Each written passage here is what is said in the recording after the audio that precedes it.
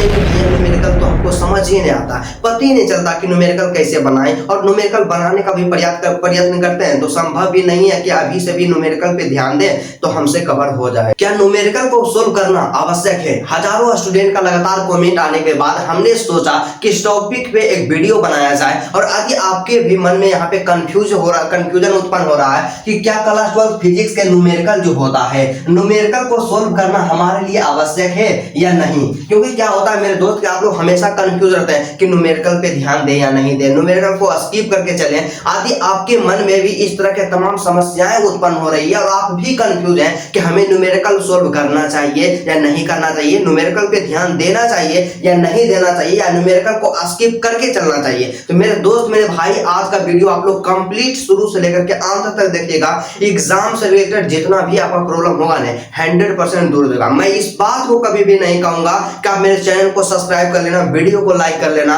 लेकिन मेरे दोस्त बस आपसे एक बड़ा भाई होने के नाते ये इस चीज का रिक्वेस्ट तो जरूर करूंगा कि आप इस वीडियो को शुरू से लेकर के अंत तक बात से जरूर कर लीजिएगा, इससे आपका समस्या खत्म हो जाएगा और उसके बाद ही आप कुछ कीजिएगा। ठीक है, तो चलिए सबसे पहले बात करते हैं मेरे भाई कि आप लोग हमेशा कंफ्यूज रहते हैं कि न्यूमेरिकल को सोल्व करना आवश्यक है, तो जानता है इसके बारे में क्या बोले कि देखिए सबसे पहले क्या होता है कि आपके सामने कुछ यहाँ पे डेटा प्रस्तुत किए हैं, और आपका जो यहाँ पे क्या होता है फिजिक्स का कई वर्षों का पेपर मेरे पास है और इससे एनालिसिस किए हैं और देखे हैं कि क्या देखे मेरे ब्रदर जी कि आपका जो फिजिक्स का पेपर है 2025 में कितना न्यूमेरिकल पूछा गया, 24 में, 23 में, 22 में, 21 में, मतलब टोटल यहाँ पे 5 वर्षों का रिकॉर्ड निकाले हैं, डेटा निकाले हैं, और इसके आधार पे आपको बताएंगे कि न्यूमेरिकल सोल्व करना आपके लिए कितना ज्यादा जरूरी है, और ज्यादा जरूरी है या नहीं है, या इसको स्किप करके अभी चलते जाना है। तो चलिए सबसे पहले बात करते हैं मेरे भाई, मेरे दोस्त, कि आपका जो एग्जाम हुआ था 2025 में, क्या 2025 में जो एग्जाम हुआ था इसमें बाबू न्यूमेरिकल जो फिजिक्स का पूछा गया था ना, केवल 3 को न्यूमेरिकल आया था। क्या 3 को न्यूमेरिकल आया था 2025 के एग्जाम में। और वही बात कर लेते हैं मेरे भाई 2024 के बारे में, तो 2024 में भी 3 को न्यूमेरिकल पूछा गया था। ठीक है, और 2023 के बारे में बात करते हैं तो 2023 में 4 को न्यूमेरिकल पूछ लिया गया था। आपको संदेह हो आप कोई क्या कीजिएगा, आपके पास क्वेश्चन बैंक रहेगा, क्वेश्चन बैंक से आप देख सकते हैं, क्योंकि जो भी डेटा निकालते हैं एक बेहतरीन डेटा निकाला जाता है और आपके साथ हमेशा एक सही चीज प्रस्तुत किया जाता है, और यही जो होता है यहाँ पे, इसीलिए स्टूडेंट हमसे जुड़ते हैं। ठीक है, उसके बाद अगला जो क्या होता है मेरे दोस्त कि 2022 के बारे में बात कर लिया जाए तो 2022 में एक भी न्यूमेरिकल आपसे नहीं पूछा गया था, एक भी न्यूमेरिकल, और 2021 में भी एक भी न्यूमेरिकल नहीं पूछा गया था। मतलब हम सिंपल सा शब्दों में कह सकते हैं कि न्यूमेरिकल का शुरुआत यहाँ पे बोर्ड एग्जाम में जो पूछा गया था, जब एग्जाम पैटर्न में चेंजिंग आया तो समझिए 2023 में 4 को, और 24 में 3 को, और 25 में 3 को। तो हाईएस्ट देखिए कितना पूछा गया, क्या हाईएस्ट जो मैक्सिमम न्यूमेरिकल पूछा गया यहाँ पे 4 को न्यूमेरिकल पूछा गया है, लेकिन कम चांसेस है कि 4 को न्यूमेरिकल पूछा जा सकता है। आप मान करके चलिए कि एक एवरेज लेकर के चलिए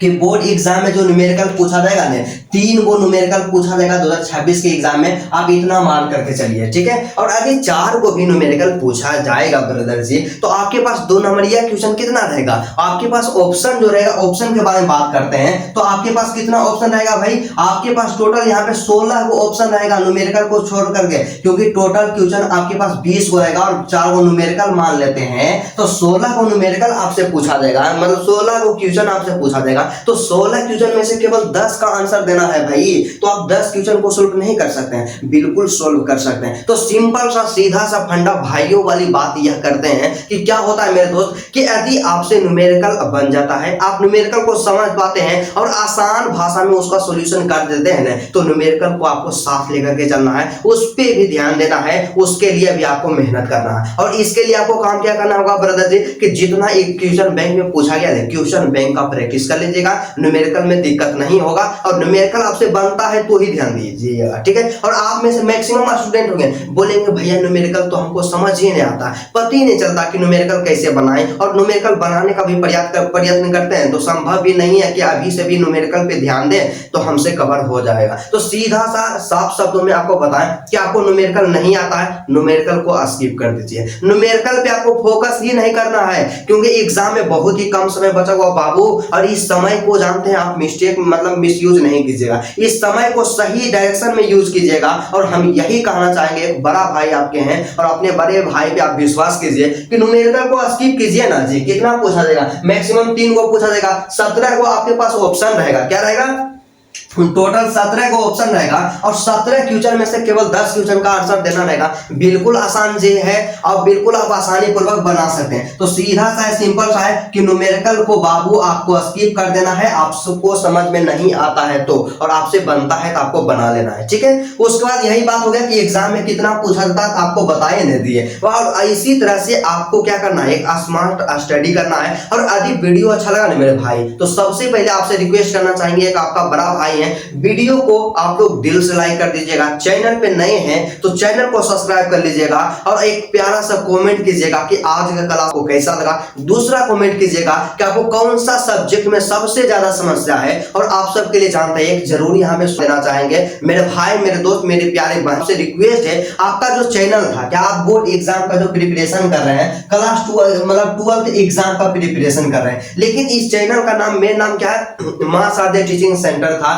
इस चैनल का नाम, लेकिन इसका जो नाम है ना ब्रदर जी, बहुत ज्यादा बड़ा था और आप सबको बोलने में थोड़ा सा परेशानी हो रहा था। और कई ऐसे मेरे स्टूडेंट कमेंट कर रहे थे कि भैया मां शारदा टीचिंग सेंटर थोड़ा सा अटपटा टाइप का नाम लगता है, मतलब नाम तो ठीक है लेकिन ज्यादा